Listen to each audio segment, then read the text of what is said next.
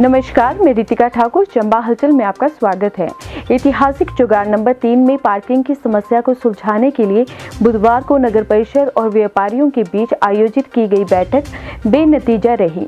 काफी देर तक मंथन करने के बाद भी कोई सकारात्मक परिणाम निकलकर सामने नहीं आया। लिहाजा जिले के लोगों सहित व्यापारियों को पार्किंग की समस्या से आगामी दिनों में भी जूझना पड़ सकता है। बैठक की अध्यक्षता करते हुए नगर परिषद अध्यक्ष नीलम नैयर ने कहा कि नगर परिषद द्वारा चौगान नंबर 3 को अस्थायी पार्किंग के तौर पर खोला गया था, लेकिन अधिकतर वाहन बीते लंबे समय से चौगान में खड़े हैं, जो कि उचित नहीं है। उन्होंने कहा कि माननीय न्यायालय की ओर से चौगान में व्यापारिक गतिविधियों पर प्रतिबंध लगाया गया है, जिसके चलते चौगान में पार्किंग के लिए शुल्क वसूली कर पाना संभव नहीं है।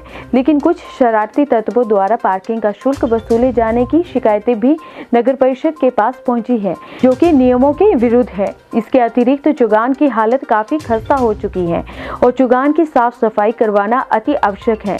उन्होंने स्पष्ट किया है कि जब तक इस समस्या का समाधान नहीं होगा, तब तक चौगान नंबर 3 में वाहनों को खड़ा नहीं किया जा सकेगा। साथ ही उन्होंने कहा कि यदि 24 घंटों में लोगों द्वारा चौगान से वाहन ना निकाले गए तो पुलिस की सहायता से क्रेन के माध्यम से वाहनों को निकाला जाएगा, जिसकी जिम्मेवारी वाहन मालिक की होगी।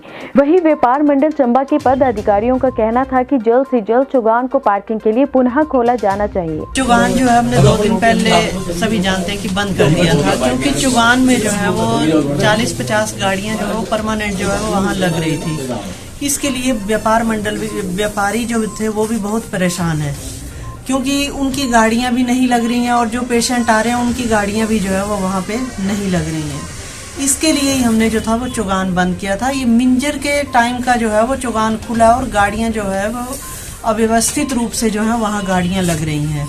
कई बार तो कई गाड़ियों पे ना नंबर लिखा होता है ना कुछ लिखा होता है और लोगों को शाम तक जो है परेशान होना पड़ता है। इसलिए व्यवस्था को देखते हुए हमने जो है वो चौगान जो था वो बंद किया था।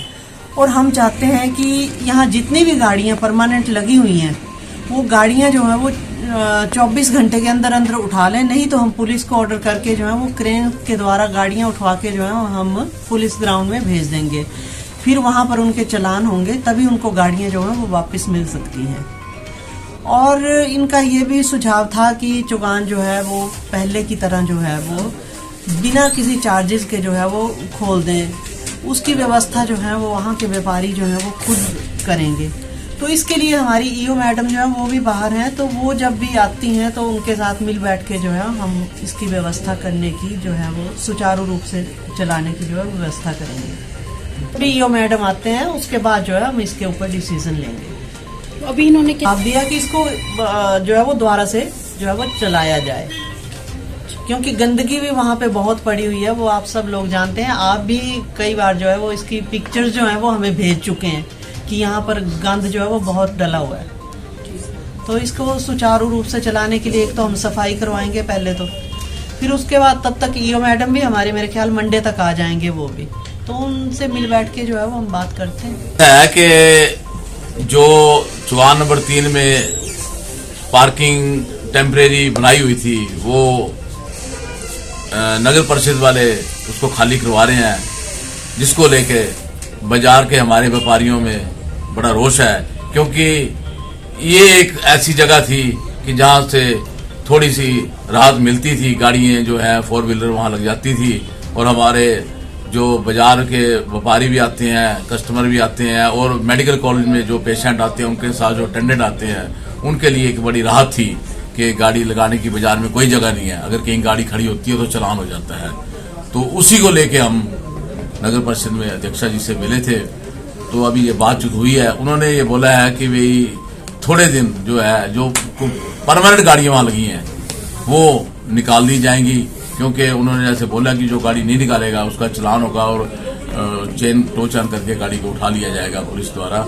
तो पहले वो पार्किंग खाली हो जाए, उसके बाद उन्होंने बोला है कि हम दोबारा इसके वो कर देंगे जैसे थी, उस थोड़े दिनों के बाद वो उसको चला देंगे।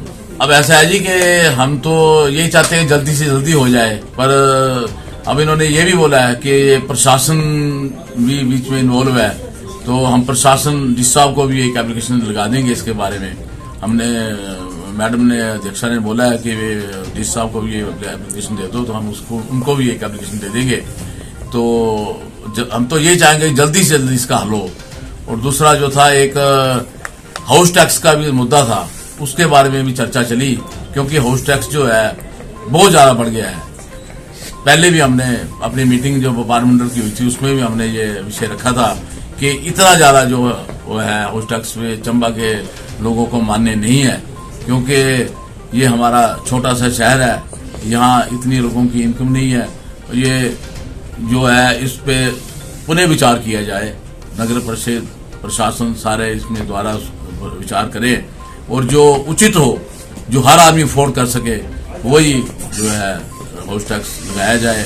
क्योंकि जो अभी पता चला है वो तो बहुत ज्यादा, कि जिसका 500 था, ऐसे बोल रहे हैं कि जिसका पहले 500 आता था उसका करीब 10,000 18,000 रुपया बिल बन रहा है, जो कि बहुत अधिक है। लेकिन ये हाउस टैक्स तो उन्होंने पहले भी नहीं भरा है ना, जो लोगों ने नहीं पहले नहीं भरा, वो ऐसा है ना जी, जिसने वो तो जो नहीं देते हैं वो बिजली का बिल भी नहीं देते हैं, पानी का भी नहीं देते, वो इशू अलग है। मगर जो देते हैं उनके लिए भी, जो देने जा रहे हैं अभी जो हाउस टैक्स, उनके लिए भी बहुत ज्यादा है। अगर सर ये जो हाउस टैक्स है ये कम नहीं हुआ तो व्यापार मंडल की ओर से आगे क्या कदम रहेगा? हमारा पूरा आंदोलन होगा जी। हम तो इसको बंद भी कर सकते हैं बाजार को, क्योंकि ये हमारे व्यापारियों में बड़ा रोष है कि वे इतना ज्यादा वो हम नहीं अफोर्ड कर सकते, क्योंकि हर दुकानदार को घर का भी, दुकान का भी इतना ज्यादा हाउस टैक्स पड़ेगा, तो कैसे वो, सारा इतनी इनकम नहीं है।